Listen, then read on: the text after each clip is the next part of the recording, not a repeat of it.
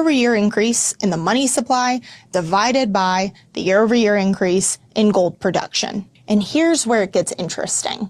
We already know that gold is a finite resource, meaning we can't create more of it out of thin air.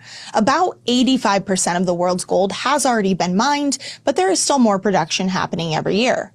But what's wild is when we look at that and compare it to the rapid expansion of the money supply. As this ratio increases, and I'll explain the difference in years in a second, it highlights inflation and underscores gold's role as a stable asset, especially when compared to a fiat currency, which can be created in unlimited quantities.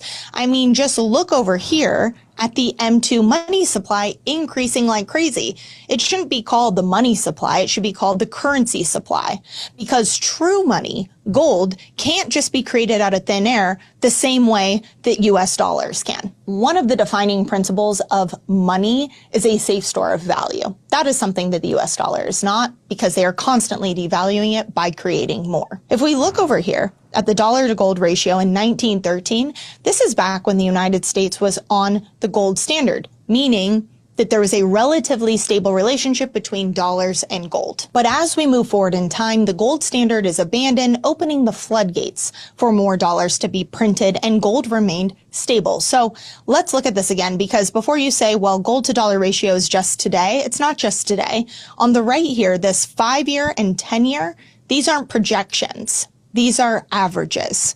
So it's taking the average of the last 5 years and the last 10 years, which is consistently showing us that inflation is eroding the dollar's value.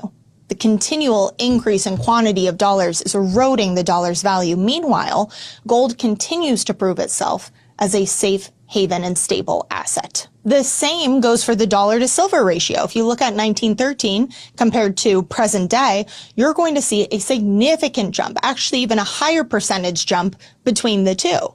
And if you look at the 5 and 10-year averages, same exact thing. It is significantly higher because silver has held value compared to the amount of dollars in production. This represents a loss of confidence in fiat currency.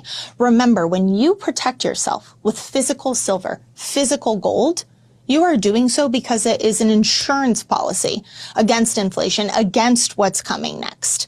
I mean, as is represented in these other categories right here, we can see average new car in 2000 was $22,000, today $49,000, more than doubled. Median new home, $167,000 versus over $400,000. And yet the income, which they continue